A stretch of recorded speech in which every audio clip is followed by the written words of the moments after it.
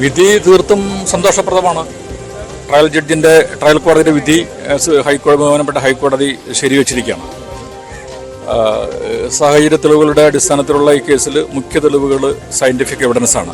ആ 4 scientific എവിഡൻസുകൾ DNA ഉണ്ട്, 4 DNA ഉണ്ട് പ്രതിയുടെ കണ്ടെത്തിയിട്ടുണ്ട്. അതുപോലെ മറ്റ് സയൻറ്റിഫിക് എവിഡൻസും പ്രതിയുടെ മറ്റ് സംഭവത്തിന് ശേഷമുള്ള പ്രതിയുടെ കോണ്ടാക്ട്, അത് ഈ കേസിൽ പ്രതി പെട്ടെന്ന് ഇവിടെ സ്ഥലം വിട്ടു പോവുകയാണ്. പിന്നീട് പ്രതിയെ കാഞ്ചീപുരത്ത് നിന്നും പ്രതിയെ അറസ്റ്റ് ചെയ്യുകയാണ്, അത് കസ്റ്റഡിയിലെടുക്കുകയാണ്. അത് കണ്ടെത്തുന്നത് പ്രതി ഉപയോഗിച്ചിരുന്ന മൊബൈൽ ഫോണിനെ ട്രാക്ക് ചെയ്തിട്ടാണ് പ്രതിയെ കണ്ടെത്തുന്നത്. 1.5 മാസം കഴിഞ്ഞിട്ടാണ് പ്രതിയെ കണ്ടെത്തുന്നത്. അതിനു മുമ്പേ തന്നെ ഈ എല്ലാ തെളിവുകളും ശേഖരിക്കുകയും സയൻറ്റിഫിക് എവിഡൻസ് പ്രതിയുടെ DNA വെളിവാകുകയും ചെയ്തിട്ടുണ്ട്.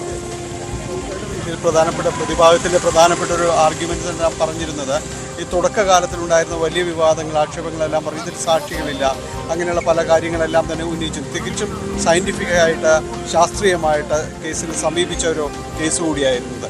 എത്രത്തോളം വിലപ്പെട്ടതായിരുന്നു? തീർച്ചയായിട്ടും ഇതിൽ പ്രാഥമികമായിട്ട് ഇനീഷ്യൽ സ്റ്റേജിൽ ശേഖരിച്ച തെളിവുകൾ തന്നെയാണ് ഈ കേസിലെ മുഖ്യ തെളിവുകൾ. സംഭവം ഉണ്ടായ ഉടനെ തന്നെ ശേഖരിച്ച 3-4 ദിവസങ്ങളിൽ ശേഖരിച്ച തെളിവുകളാണ് ഈ കേസിൻ്റെ അടിസ്ഥാനം. ആ കേസ് അതിൻ്റെ പിൻബലത്തിലാണ് അന്വേഷണം തുടർന്നു പോകുന്നത്. തീർച്ചയായിട്ടും ആദ്യകാലത്ത് ശേഖരിച്ച തെളിവുകളുടെ അടിസ്ഥാനത്തിലാണ് തുടർന്നുള്ള അന്വേഷണം. ആ അന്വേഷണ ഉദ്യോഗസ്ഥന്മാർക്ക് കൃത്യമായിട്ട് ദിശയിലേക്കുള്ള അന്വേഷണം കൊണ്ടുപോകുവാനും പ്രതിയെ കണ്ടെത്തുവാനും ശാസ്ത്രീയമായ തെളിവുകളുടെ പിൻബലത്തിൽ കഴിഞ്ഞു എന്നുള്ളതാണ്.